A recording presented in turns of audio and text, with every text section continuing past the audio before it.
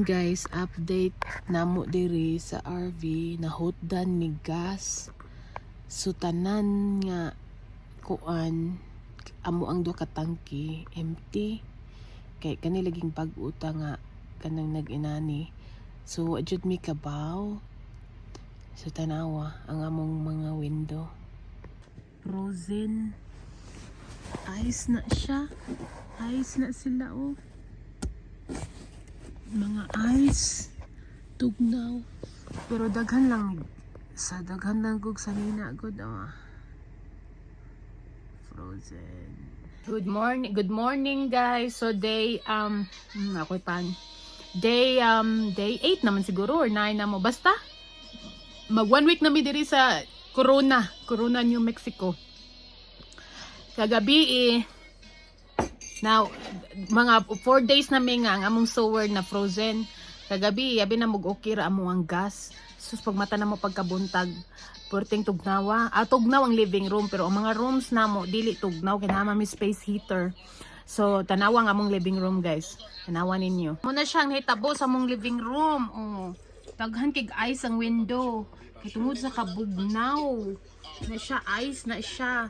Na, nag-file ang ice. Oh. Okay ra man siya kay nara mi sa sulod basta di lang hangin nya napod mi gamay may duha ka space heater basta daghan lang kag isulob nga sanina. So okay ra kayo trip nagmedyas ka dong nagmedyas na di ganihaw na siya magmedyas pero mo ni siya guys mo tindog ko ha pakitunta mo kung unsay na kang iro o narang space heater mo na ang space heater isa space heater isa tapos kwarto napo na siya sa kwarto. Ako kadyot guys, para makita mo muna ang gawas karon. Oh. Snow. O sakyanan. So yeah, mao na karon. So karon moadto daw ko na mi og town, Edgewood ang town kay naa ditoy RV store. So makapalit mi og mga equipment para sa RV. Kani laging first time tang mag RV life.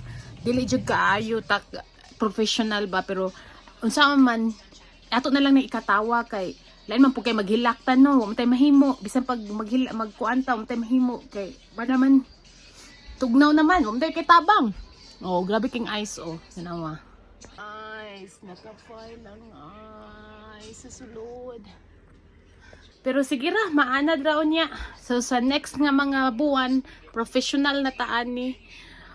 Thank you guys for watching. Please like and subscribe. Bye!